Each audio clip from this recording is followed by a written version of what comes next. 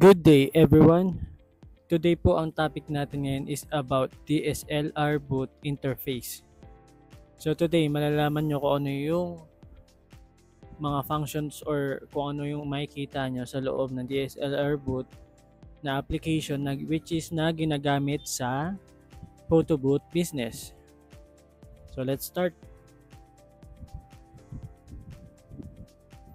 Open natin yung photo booth app natin. Ito po.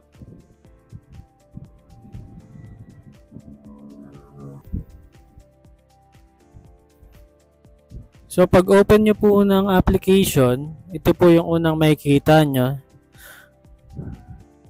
So dito makikita nyo po is ito po yung mga past event natin. Ayan, yan po yun. Yung mga kiniklik ko. No? So ito yung mga past events natin. Pwede nyo siyang sa taas unselect, no? Dahil na-select natin siya. So pwede nyo siyang i-select all. Kunwari gusto nyo siyang i-delete lahat. Pwede nyo siyang i-delete. Pero kung gusto nyo isa-isa lang, okay lang, pwede lang. Isa-isa nyo lang po i-click yung mga gusto nyo i-delete. Tapos pinutin nyo lang tong delete. So kung ayaw nyo naman, unselect nyo lang.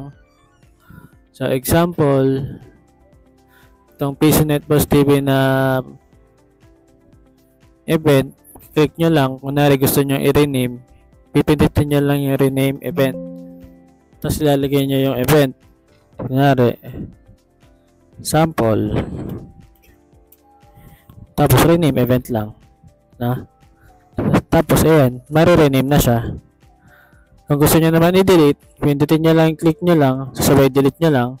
Pwede naman i-duplicate nyo, click nyo lang to, mark nyo lang, sasabay duplicate. Pag gusto nyo naman ng bagong event, may bago kayong event, pindutin nyo lang tong new event. Tapos name ng event, example is birthday ko. Tapos, pindutin nyo lang yung launch event. Na? Pag pinindot yung launch event, automatic, didiretso kayo sa may pinaka-website ng event na gagawin nyo. So, ito yung pinaka-default na itsura na DSLR boot kapag may bago kayong event. So, ang nakalagay dyan, print, GIF, boomerang, tsaka video. Dahil hindi naman natin kailangan itong tatlo, tatanggalin natin yan. Ito naman yung QR code. So, pindutin nyo lang tong lock na nandito sa my right upper corner para makita nyo yung setting. Pinindot nyo yan. Ito na yung pinaka-setting. So, ito yung pangalan ng event. Screen editor. Dito nyo i-click natin. Sa loob nito, ayan. Sa loob ng screen editor, makikita nyo po yung welcome screen. So, ito yung welcome screen, yung kaninang nakita nyo. Pwede nyo siyang i-customize. Tapos, ito yung capture screen naman. Ito naman yung kapag may mga customer na kayo or client na nakapost na doon, ito yung una nila makikita. Makikita na yung countdown, tapos yung thumbnails kung ilan yung nilagay yung picture na iti-take. Kung apat, kung tatlo. Ito naman, countdown. Tapos, ito naman sharing screen.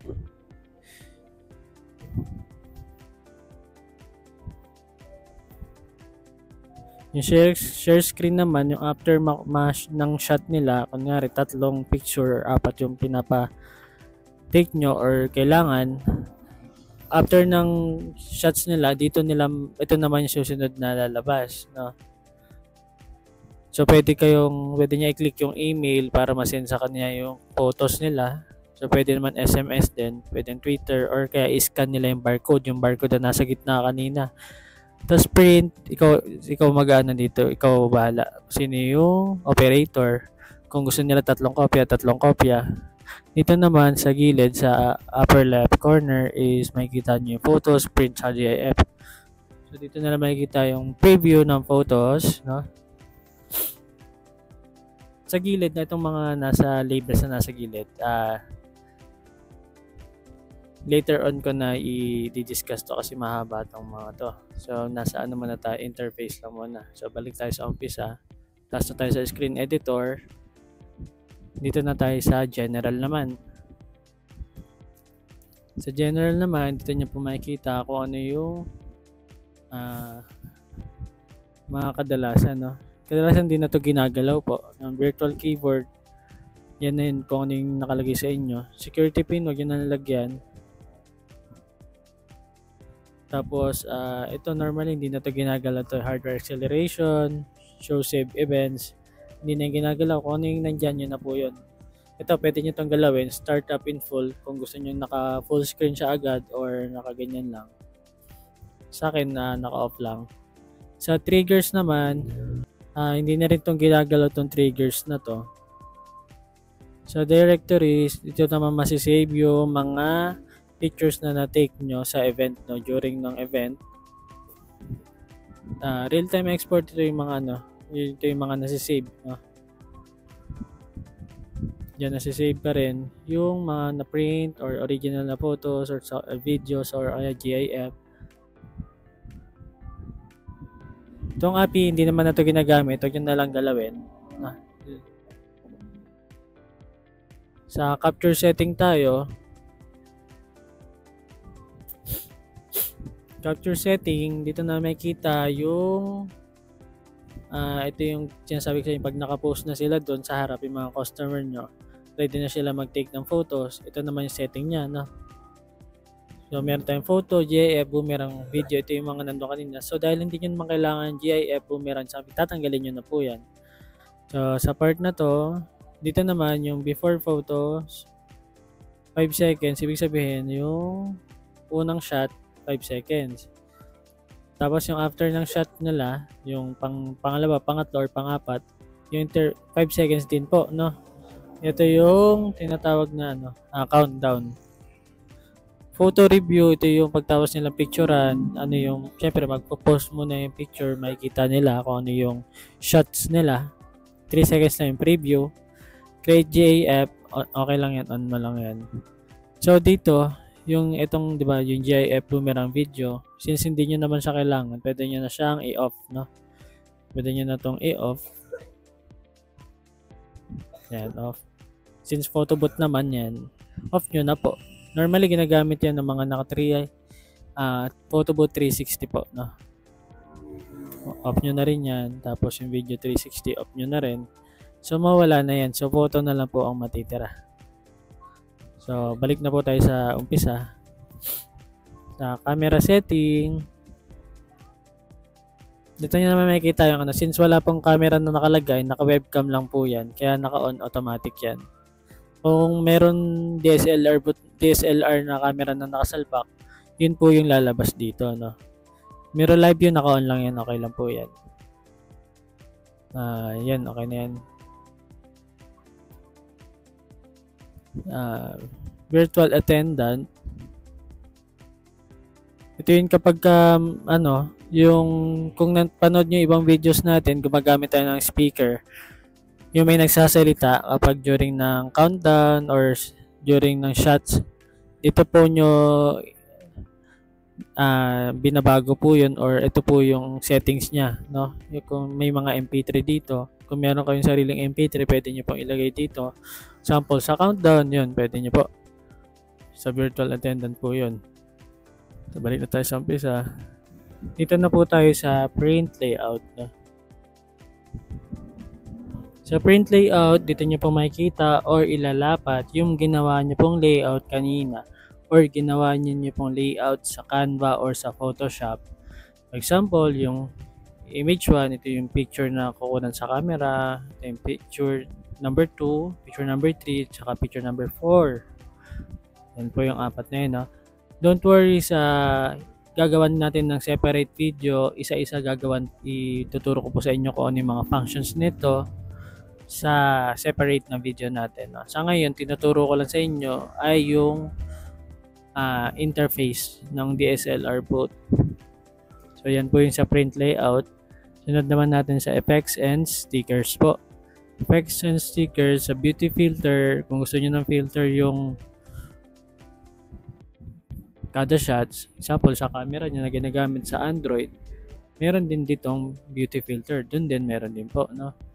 So, pindutin nyo lang configure. Pwede nyo siyang ilagay sa 7, 8, 9, 10. Tapos test photo nyo lang po. Ayan, no? Kung ayaw nyo naman, normally naka-off lang naman yan. Sa filter, ayan. Same lang din po yun, filter. Post-processing, ito naman po, itatakal natin to sa last topic natin sa DSLR boot. Dito, kung marunong gumamit ng Photoshop, magagamit nyo po yun. No? Bali, kino-combine nitong to ng Photoshop tapos DSLR boot. Ibig sabihin, kada shot ng pictures, bigla itong magra-run. Kung gusto nyo, example, kung nilagay nyo sa Photoshop, automatic siya maglalagay doon ng pangalan nyo or ng pangalan ng photo boot ninyo.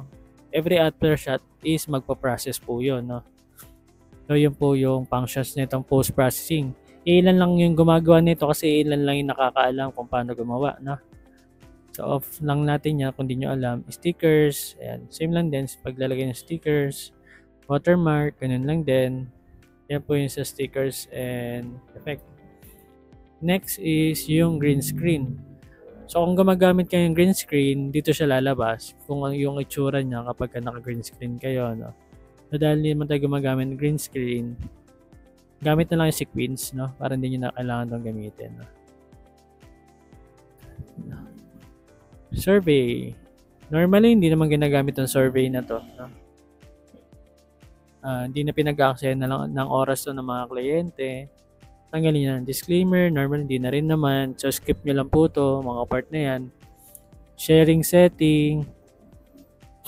Ito yung kanina tinuturo ko sa inyo. No? Sa SMS, sa email. Sa PhotoShare Cloud, automatic yan naka-on to.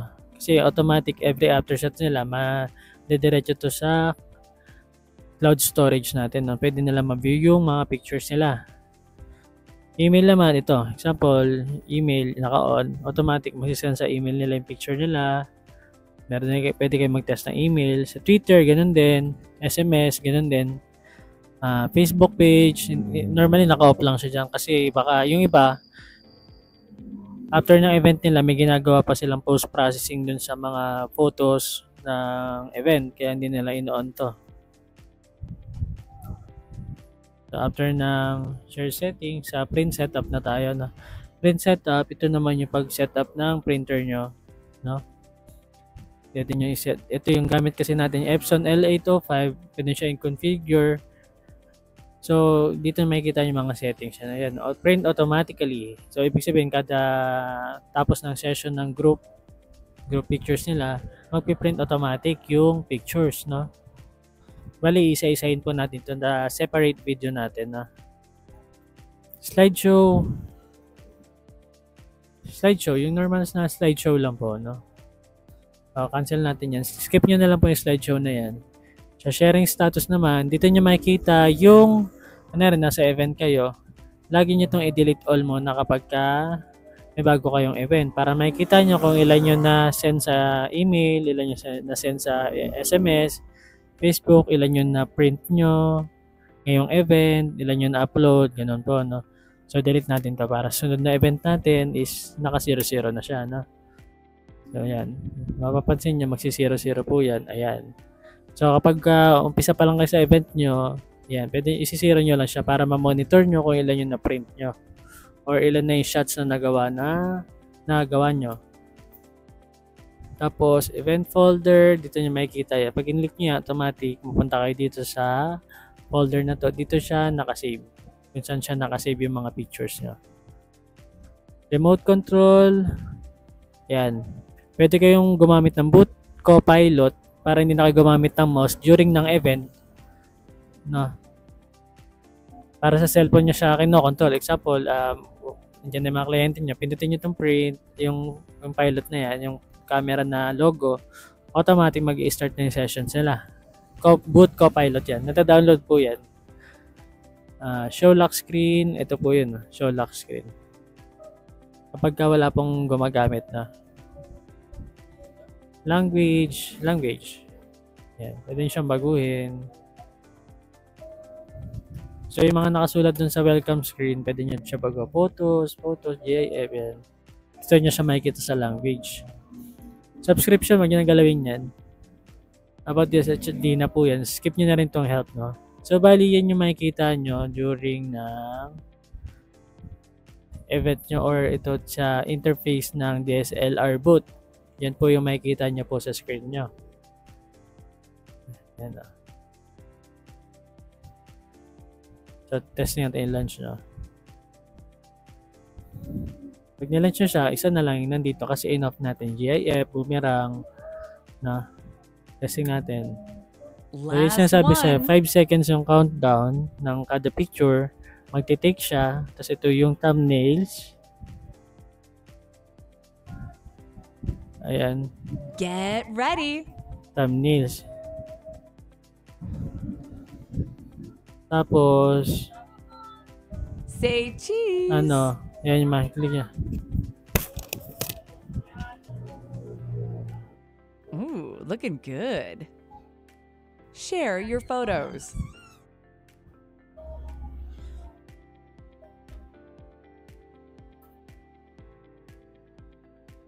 Thank you. Get ready.